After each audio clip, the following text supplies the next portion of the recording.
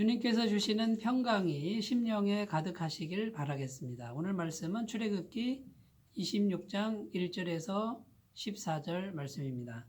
너는 성막을 만들되 가늘게 꼰 배실과 청색, 자색, 홍색 실로 그룹을 정교하게 수놓은 10폭의 휘장을 만들지니 매 폭의 길이는 28규빗, 너비는 4규빗으로 각 폭의 장단을 갖게 하고 그 휘장 5폭을 서로 연결하며 다른 5폭도 서로 연결하고 그 휘장을 이을 끝폭가에 청색고를 만들며 이어질 다른 끝폭가에도 그와 같이 하고 휘장 끝폭가에 고 50개를 달며 다른 휘장 끝폭가에도 고 50개를 달고 그 고들을 서로 마주보게 하고 금갈고리 50개를 만들고 그 갈고리로 휘장을 연결하여 한 성막을 이룰지며 그 성막을 덮는 막 곧 휘장을 염소털로 만들되 11폭을 만들지며 붉은 물들인 순양의 가죽으로 막의 덮개를 만들고 해달의 가죽으로 그 윗덮개를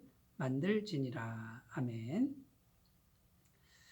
오늘 말씀은 성막 덮개에 관한 규정입니다. 성소와 지성소 이것이 연결되어 있는데 그 건물 위에 덮는 천으로 만든 큰 휘장입니다. 그 큰 휘장을 4겹으로 덮는 것이죠. 4개로 덮는 것인데 그 4개 휘장은 하나같이 모두 예수님의 인성과 신성과 사역을 상징하는 그런 의미가 있습니다. 그래서 오늘 말씀은 성소와 지성소가 연결되어 있는 그 건물 위를 지붕처럼 덮고 있는 이 4개의 큰 휘장의 의미에 대해서 살펴보려고 합니다. 이렇게 성소, 지성소는 우리의 마음을 의미하고 그 위에 지붕처럼 무언가 덮고 있죠. 결국 우리 마음을 예수 그리스도로 덮고 있어야 한다는 것을 의미합니다. 그래서 그 휘장, 4가지 휘장에 대해서 이제 하나씩 살펴보겠는데요. 첫 번째 휘장은 1절에서 6절 말씀인데 가늘게 꼰 배실과 청색, 자색, 홍색 실로 그룹을 수놓은 그런 휘장이라고 말씀하고 있습니다. 청색, 자색, 홍색 실, 여기에 그리스도의 인성과 신성이 함께 섞여 있습니다. 아름답게 조화를 이루면서 함께 섞여 있는 그런 것을 상징하는 것이죠. 청색은 하늘의 색입니다. 희망과 생명을 상징하고요. 예수님의 신성과 영생을 의미합니다. 자색은 부요와 고귀함을 상징하는 색깔입니다. 자색 옷은 왕이나 귀인들만 입었다고 합니다. 만왕의 왕이시며 만유의 주님이신 그리스도의 영광을 나타내고요. 홍색은 왕을 의미하기도 하고 또 희생을 의미하기도 합니다. 홍포를 입으신 예수님의 모습을 상징하고 십자가 보혈을 흘리신 희생의 어린 양을 상징합니다. 흰색은 깨끗하죠. 성결, 거룩 이런 것을 의미합니다. 그리스도의 순결한 삶, 깨끗함 이런 것을 상징하는 것이죠. 두 번째 휘장은 7절에서 13절 말씀인데 첫 번째 휘장을 덮어야 되니까 첫 번째 휘장보다 조금 더 크게 만들어졌고요. 재료는 하얀 염소털이라고 합니다. 십자가에서 희생당하신 예수 그리스도의 순결한 인격과 삶을 상징합니다. 흰색이라고 하는 것이 순결을 상징하는 것이죠. 세 번째 휘장은 14절에 나오는데 붉게 물들인 수양 가죽 덮개입니다. 붉다라는 이 의미에서 예수님의 피를 의미하죠. 예수님의 보혈과 대속사역, 죄값을 완벽하게 치르신 하나님의 귀하신 사역, 이것을 상징합니다. 마지막 4번째 휘장은 14절에 나오는데 거무스름한 해달 가죽이라고 이렇게 설명합니다. 이 해달 가죽은 단단합니다. 외부의 환경과 풍파에도 끄떡없이 아랑곳하지 않고 강인하게 꿋꿋하게 버티는 그런 것을 의미하고 예수님의 왕 되심을 의미하는 것이죠. 오직 하나님의 뜻을 추구하셨던 오로지 말씀에만 충성하셨던 그리스도의 삶을 상징한다라고 볼 수 있습니다. 이 네 가지 휘장이 겹겹이 덮여 있는데 이 전체적인 의미를 살펴보겠습니다. 예수님의 모습과 내면 세계, 외모와 내면 세계를 말하는 거죠.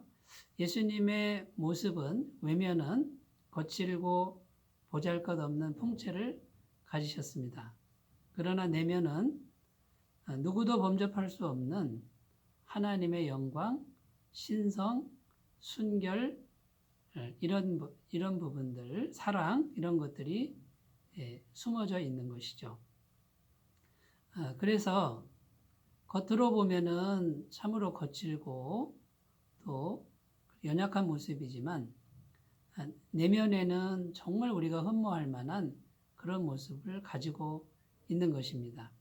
이사야 53장 2절 3절 말씀에 그는 주 앞에서 자라나기를 연한 순 같고 마른 땅에서 나온 뿌리 같아서 고운 모양도 없고 풍채도 없은즉 우리가 보기에 흠모할 만한 아름다운 것이 없도다. 그는 멸시를 받아 사람들에게 버림받았으며 간고를 많이 겪었으며 질고를 아는 자라.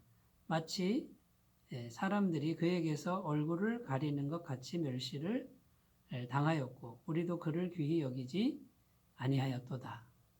예수님의 외적인 모습이죠. 그러나 신약성경 요한복음 1장 14절에 보면 말씀이 육신이 되어 우리 가운데 거하심에 우리가 그의 영광을 보니 아버지의 독생자의 영광이요 은혜와 진리가 충만하더라.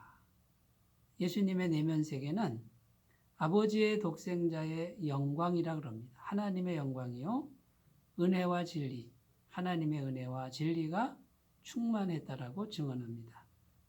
골로새서 2장 9절 말씀에는 그 안에는 신성의 모든 충만이 육체로 거하시고 연약한 육체, 정말 허름한 육체로 거하셨으나 그 안에는 신성의 충만이, 모든 충만이 충만하다. 이렇게 증언하고 있습니다. 자, 예수님을 의미하는데요. 자, 그러면 우리들의 모습은 어떠해야 합니까? 예수님을 모시고 있는 우리들의 풍채, 우리들의 외모와 내면은 어떻게 가꾸어야 할까요? 우리도 역시 외적으로는 거칠고 보잘것없는 외모일 수 있습니다. 그러나 우리 안에는 예수님이 계심으로 예수님의 무한하신 영광, 예수님의 무한하신 사랑, 예수님의 강인함, 예수님의 순결함 이런 것들로 충만하게 해야 되겠지요. 자, 어떻게 하면 될까요? 예수님과의 마음속으로부터 깊은 교제가 우리에게 있어야 될 줄로 믿습니다. 이미 우리는 예수 그리스도를 구주로 영접해서 영원한 생명을 우리는 소유하고 있습니다. 살아계신 예수님이 우리 안에 이미 말씀으로 영으로 들어와 계십니다. 문제는 무엇입니까? 그 예수님이 우리 마음의 온전한 주인이 되도록 날마다 그분을 경배하고 그분께 순종하고 또 그분을 찬양하면서 그분이 내 마음의 온전한 주인이 되도록 최선을 다해서 순종해가는 삶이 필요할 것이라고 믿습니다. 자, 우리가 이렇게 마음을 가꿀 때 우리는 이 세상에서 우리는 예수님은 아니지만 작은 예수로서 그렇게 능력 있는 삶을 살아가게 될 줄로 믿습니다. 성소지성소를 덮고 있는 네 가지 휘장, 결국 성소지성소는 우리의 마음인데 그 위에 온전하게 예수님으로 그 마음을 덮고 있는 그런 마음의 성전을 상징한다라고 볼 수 있습니다. 그렇게 아름답게 마음을 잘 지켜가시고 갖고 가시는 귀한 삶이 되시기 바라겠습니다. 기도합니다. 하나님 아버지, 우리 마음에 예수님이 네 가지 휘장처럼 우리 마음을 덮고 계십니다. 예수님의 보혈로, 예수님의 순결함으로, 예수님의 신성으로, 예수님의 능력으로, 견고함으로 오직 그 예수님만 우리가 의지하면서 예수님만 경배하면서 예수님께만 순종하면서 살아가도록 도와주옵소서. 예수님의 이름으로 기도드립니다. 아멘. 주님의 은혜가 충만하시기 바라겠습니다. 감사합니다.